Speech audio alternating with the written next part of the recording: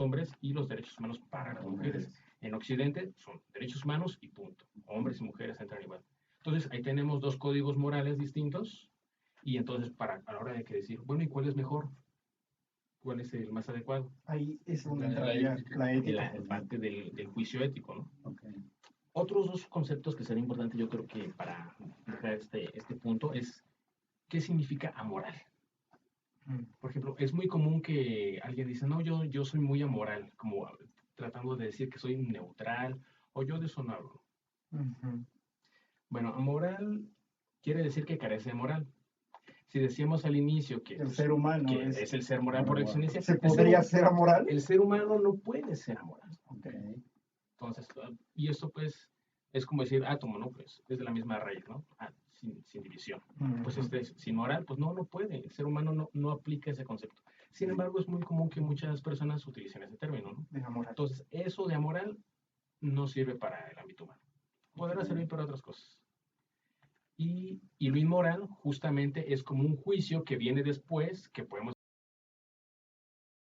hacer un análisis ético de si lo que se considera es bueno o malo. Podemos decir que algo es inmoral, que alguien mate, por ejemplo. Podemos decir que es moral a partir de una justificación, no solamente porque la norma moral de la comunidad vigente dice que está mal matar, porque lo dice el código judío, porque lo dice la Biblia o qué sé yo, ¿no? Sino porque además hay una justificación que dice, no, pues eso es inmoral.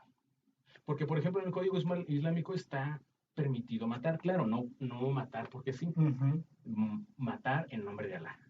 Okay. Entonces, por ejemplo, hay un conflicto que siempre planteo, ¿no? Como conflictos de códigos morales, ¿no?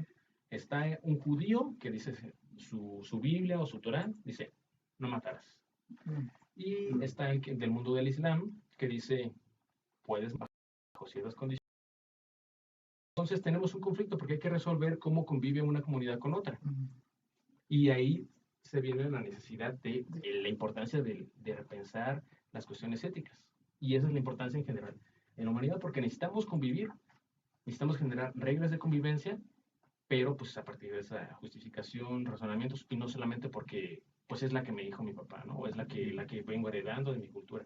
Se necesita otro tipo de argumentos, ¿no? Entonces yo creo que son como los conceptos de entrada, así para que podamos entender en esa medida, entonces, cómo al menos desde la filosofía se puede analizar el caso del psicoanálisis también. Okay. Entonces, pues bueno, en base a esto, esta parte, ya vimos la parte filosófica de la ética, por así decirlo. Amigos, ¿cómo nos podríamos, o más bien, cómo entraría aquí la ética en el psicoanálisis? ¿O qué es ética para el psicoanálisis? Yo seguiría la idea de Echegoyen, ¿no? Tiene un capítulo que se llama Ética y Psicoanálisis, y a ver qué tal podemos platicarlo, ¿no? O sea, sería como bien interesante. Lo que dice Echegoyen es que en el psicoanálisis la ética está siempre de la mano del tratamiento y de la correcta aplicación de la técnica, ¿no? O sea, en el psicoanálisis, ahorita que hablabas de lo amoral, ¿no? Me sonaba mucho como algo que uno puede pensar en ese sentido, que es la neutralidad, ¿no? Analítica, que es fundamental para mantener como esta postura, ¿no? O sea, la neutralidad sería no satisfacer como las necesidades infantiles del paciente, ¿no? Entonces, lo que Chegoyen dice es que el quehacer ético del psicoanalista es un quehacer que se circunscribe a la técnica psicoanalítica. ¿Y cuál es la técnica psicoanalítica? Ser neutral e interpretar. Cualquier derivación, dice Chegoyen, está checando, ¿no? Cuando me preguntan ética y psicoanálisis, bueno, es una buena idea. Cualquier cosa que no sea seguir la técnica psicoanalítica derivaría en una postura no ética. A lo mejor suena como muy abstracto, pero en realidad creo que puede ser como algo bien entendible, como con un ejemplo, ¿no? O sea, llega una paciente histérica y empieza a tener sensaciones hacia su terapeuta. Y entonces un día llega y le dice que tuvo un sueño, que en ese sueño había un hombre tomando, no sé, con ella un café, y entonces el analista tiene ahí como dos posibilidades, ¿no? La primera sería circunscribirse a la técnica psicoanalítica e interpretarle su afecto positivo, ¿no? Hacia el terapeuta, y a lo mejor la segunda sería invitarle un café. Invitarle un café, y entonces, sí, ahí vemos como muy bien cómo Chegoyen dice, el quehacer ético de psicoanálisis es construir una correcta técnica. Si tú te delimitas a hacer la escuela que uno tiene, las vivencias que uno tiene, a pesar de que Freud nos haya enseñado que lo importante es la atención libre y flotante, darle relevancia igual a todo, yo creo que sería difícil que alguien dijera que eso es absolutamente imposible, porque si tú vienes de una escuela teórica de tal cosa, le vas a dar más, escucha. sí, la escucha varía, ¿no? La escucha tal. Yo no sé, acá la pregunta sería si eso sería necesariamente algo moral o necesariamente esta diferencia como epistemológica entre las corrientes es una cosa moral. Yo no creo que el psicoanálisis lo entienda así, pero sería interesante. Si a eso se refiere, pues sí, ¿no? O sea, mi buen amigo. Yo lo replantearía desde la siguiente perspectiva. Pensemos en una persona que está pensando seriamente en tomar terapia psicoanalítica, que dice, bueno, estoy considerando la opción de ir con un psicoanalista para plantear X tema.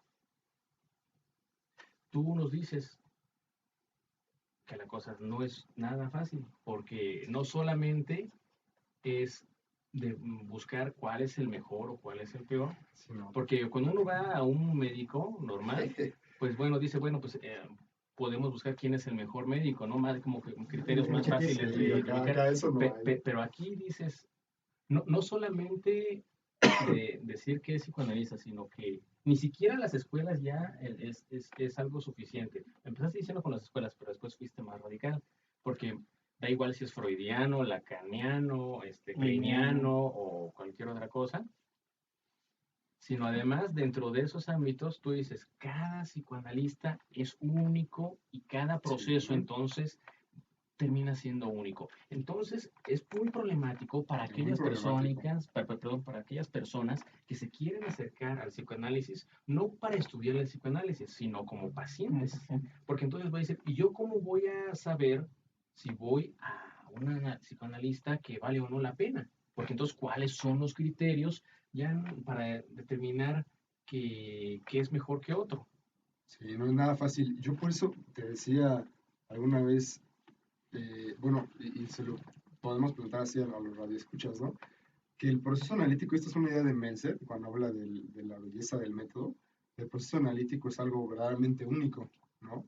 Y que en efecto, en ese sentido, se acercaría más al arte que a otra cosa, porque no hay dos análisis iguales. Ahora, sí hay criterios. Yo creo que y la mayoría de los analistas van a tener algunos criterios en torno a las fases del proceso. Y evidentemente hay criterios técnicos. Ahora, la cosa está en que sí varían mucho dependiendo de las escuelas. Pero sí hay criterios.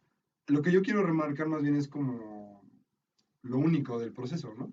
Pero sí, sí hay criterios. Ahora, no es así que lleguen los pacientes. O sea, ese también es como un tema bien interesante, porque en las universidades públicas rara vez enseñan algo psicoanalítico. E inclusive los marxistas la han tachado, ¿no? Por ahí leí una crítica marxista que decía, para ir al psicoanálisis uno tiene que ser burgués porque el pobre no tiene derecho a tener secretos. O sea, ha sido atacado incluso por ahí. Y pareciera que a lo mejor no es tanto como el hecho económico del deseo del terapeuta de tener dinero, sino que para hacer psicoanálisis yo les estaba diciendo que a lo mejor se necesita estar un poco fuera de la corriente cultural. No es que se pueda sacar uno totalmente, pero sí uno se saca un poco de los objetivos de las instituciones. Les digo, yo trabajo en un hospital y es ahí bien claro. Tú tienes que tener, como Jonathan también decía, ¿no? Al término de tal tiempo tienes que tener resultados terapéuticos. Uno trabaja por, digamos, por objetivos. Por objetivos. Que son como hasta cierto punto claros, ¿no? Medibles. Y que en un análisis en realidad, si bien sí hay objetivos, si bien, porque al final es un proceso, el objetivo principal es analizar. Y si uno analiza, la dinámica misma del proceso nos va a ir llevando a diferentes momentos. Digo, por ejemplo, Meltzer distingue 5 etapas del proceso psicoanalítico, ¿no? Ahora, yo con eso les quería decir solamente que a lo mejor en ese sentido, desde esta perspectiva, que entiendo que es un poco diferente, también el psicoanálisis intenta salirse de la moral de la institución. Desde esta perspectiva, ¿no? En el sentido en que no se le imponen necesidades de la institución, a veces ni siquiera culturales, ¿no? Lo que dice la gente es que 2 veces a la semana, eso es mucho. Incluso ahí se intenta sacarle un poquito, ¿no? Yo incluso me pregunto, ¿no? Y a lo mejor esto puede ser también como un gran tema de debate, ¿qué tanto la finalidad de ir a un análisis sería como en esos términos culturalizantes? ¿No? Bueno, no sé, como de reinserción o de reintegración Ajá. o de cumplir como con ciertas expectativas de estas normas sociales, Claro. de estas convenciones. ¿Qué tanto ir a un psicoanálisis lleva por función regresar a eso? Exacto, o sea, tampoco Esa el es una final cosa tiene que esa también podría función. ser bastante discutible, ¿no? Sí, bueno, y ahí, digo, por supuesto está la parte de, sí, inclusive Freud, ¿no? Yo no recuerdo bien unas páginas que me hice leer una vez, ahorita no recuerdo la parte de Freud, donde yo veía ahí en unas 7 páginas un Freud conservador y un Freud revolucionario, ¿no? Así es, Freud. Era un Freud que decía, Multifacético. ¿cuál es el objetivo del psicoanálisis? Decía, bueno, es insertarlo a la cultura, reinstalarlo. Como decir, si está enfermo, le quitamos su patología Ahí estaba el Freud para conservador. que se inserte en la cultura y siga produciendo La la parte sociedad. normalizadora. Y la otra dice, no, pues vamos, ni siquiera ya aspiro a que haya una cura como tal, no hay una salud, una cosa más